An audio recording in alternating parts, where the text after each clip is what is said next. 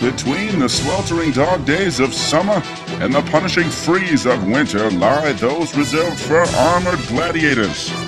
In particular, a glimmer of the autumn jewels still shine brilliantly in the history of Owatonna lore. It was youth football season in 1996, and the Wilson Eagles were about to make their mark.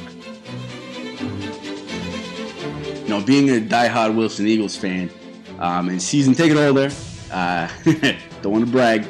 I was excited because of the '96 season. We were positioned with some pretty good draft picks. Yeah, Drew was definitely looking forward to tackle football for the first year, and admittedly, I was too. For him to get humbled. You know what I'm saying? Being humbled was nothing new to the Wilson Eagles, who in previous seasons poised themselves for the #1 draft choice after curling up and crying in the fetal position at the feet of their adversaries. Other than Mitch, the Iceman Koolman in the backfield, we were a hurting unit, really. And then lo and behold, Drew Johnson, coming out from flag football, finally making that step up. It was definitely something else, something new. From what tackle football could tell, his speed and arm strength are going to translate well. Definitely a first-round choice. Drew was like Michael Vick before Michael Vick. With that running back speed and that laser-guided, ridiculous sidewinded missile launching arm. And so there's a lot of similarities there. They're both left-handed. They're both the number 7. Definitely not the dogfighting thing. Drew was never accused of that. I mean, he paved the way for Michael Vick. No, you're welcome. It was a lock. We knew he was going to go to the Wilson Eagles. Logical choice, really. Be retarded not to. See that? We need a QB. He's the best one in the draft. He goes to that school. His dad's the coach. On draft day, the Parks and Rec office was buzzing like a kicked beehive, swarming with coaches and city faculty. As the director opened the Wilson Eagles envelope which cradled their first pick, the crowd collectively held their breath. The silence would not last when the name was read. Andrew Olson. Andrew Olson! What? Andrew Olson. Are you kidding me? Yeah, some psycho had me escorted off the field. I don't even know why he was there. And no kids in the program. We need another running back. Oh. Ah! Yeah, man. Drew put down the phone. He's sitting right there next to me. And he turned to me and he just said, right in the eyes,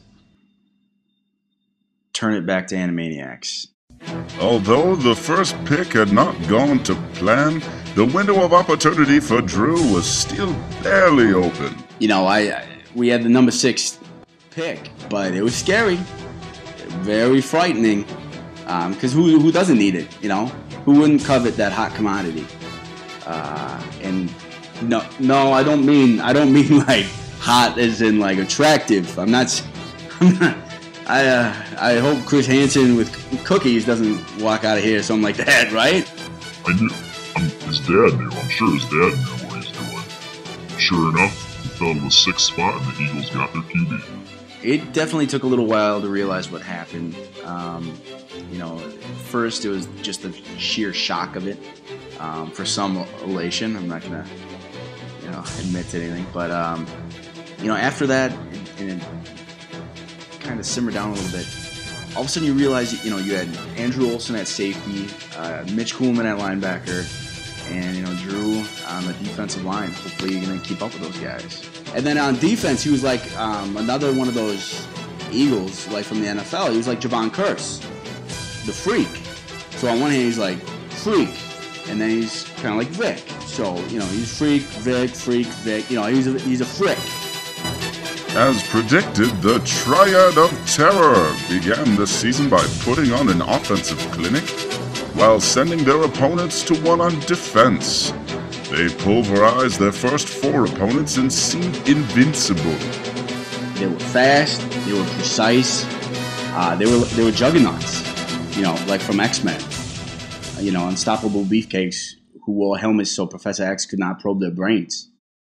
I wasn't originally a Wilson Eagles fan, but I did enjoy several of their events.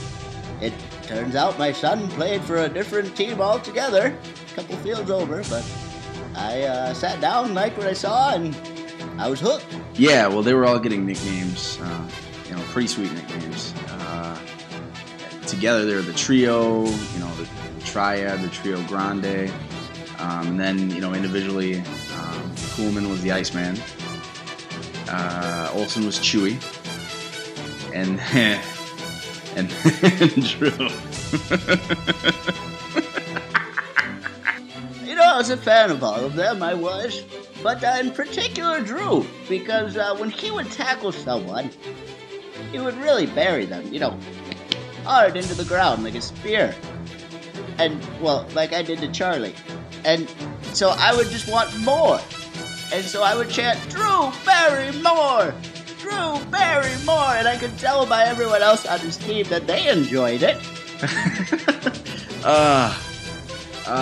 Okay, so, like, there was this guy in the stand, you know, this geriatric Alzheimer's dude, and he was just cheering, Drew Barrymore, Drew Barrymore, you know.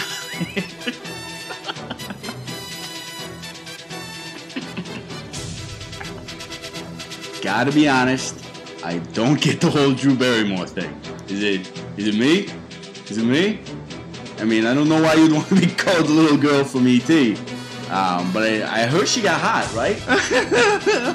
I forgot about that one. I gotta start using that again. Oh, man, that's gonna be awesome. Thank you. The Wilson Eagles were flying high. However, they were about to meet the extraterrestrials of their league as the town of Blooming Prairie was ready to have a gridiron close encounter. It was a good idea to have them in the tackle football league. Kept relations with Owatonna strong. It's a difficult task, though. It wasn't like we knew what to expect. You know, we knew it'd be a test. You know, how do you really scout a team from 18 miles away? You know, and plus on the way there's a dump. And, you know, your car, after going by that place with the windows down, let me tell you, it's going to smell like... I mean, Drew is pretty nervous. I mean, this is Blooming Prairie. You don't really know him. You don't really know how to scout him. You know, they knew they were going to rush, you know, as a quarterback, you know, under that kind of duress. And I also tried to sprinkle in the fact that, you know, a kid died during a Blooming Prairie practice from getting hit so hard. Just like they had expected, the unexpected they expected to expect came into fruition in the first half of the hard-hitting affair. Back and forth, it was carnage, pure warfare. It was really movie-esque, you know, like some of those movies. Mighty Ducks, perfect example. Let me extrapolate. They were green, just like the Ducks. Blooming Prairie was black, like the Hawks. I don't know about any like city new divisional lines where you have like some cake eater, you know, Banks, you know, joining the team or anything like that. I don't know if there's any allusions to that or any parallels. But it was Mighty Ducks, minus Emilio Estevez. At that point, it was like some Cold War stalemate. Both defenses were opposing their will, and unfortunately we were the first to crack. The Blooming Prairie offense, which prided itself on its air attack, finally threw a devastating bomb for 30 yards, putting the Eagles with their backs to the goal line. Man, I mean, it was hard to believe your eyes. That was an incredible throw and catch, quite honestly. I mean, we're talking 6th graders here. I nearly lost my lunch. I found it, though. It was under my chair. The shortened field, we brace ourselves for the dive with some lead blockers. The gamble to stack the middle paid off as Blooming Prairie tried to punch it in like Mike Tyson hitting an Oompa Loompa. But with second down approaching in Blooming Prairie's dangerous passing game, the Eagles would have to prepare for anything. They came to their line with a traditional package. They're calling out the plays. And then all of a sudden you can hear this little voice, trying to get through. And lo and behold, Drew Barrymore. Yeah, you can hear him. He's like, Green 35 Pro Form. Oh, sorry. He actually had a speech impediment. It was more like, Green 35 Pro Form. Right from the snap, the running back flared out to the sideline. Luckily, we got enough push up the middle that the quarterback had to do a full 5-step drop. That quarterback was smart. He did like that pump fake. At first, didn't have the line of sight. And then, from there, it was planned on just being a dump pass and a walk-in touchdown. Yeah, there's the QB, lays it right on the money, and then boom. Great read, great timing, just turned on the Jets. Happened like a blur. I just remember thinking, slow down, dude. Jeez, wide open, and you don't have to rub it in. I was losing my mind, in the good way, like not the Steven Spielberg way. Like, this was a game changer. The length of the field later, and Drew Barrymore Johnson had overcome his speech impediment and returned his prized interception back for 6 points. Showered in the admiration of his fellow birds of prey, Drew was paraded to the sideline as Spartacus. Yeah, I'll never forget when he came back to the sideline what he said to me either. It was amazing. He smiled and just looked me square in the eyes and said, "That's my juice box. Get your own." I could have died a happy man right there, but I didn't, and I'm fairly glad about that. Especially because I'm working on a novel. It's a thriller about zombie chickens who ravage a KFC. Never been more proud of my son. Player. I said player. What? Who told you that was the turning point in the game? That was the third drive of the game. They went up after 42 points after that. They had to instate the mercy rule.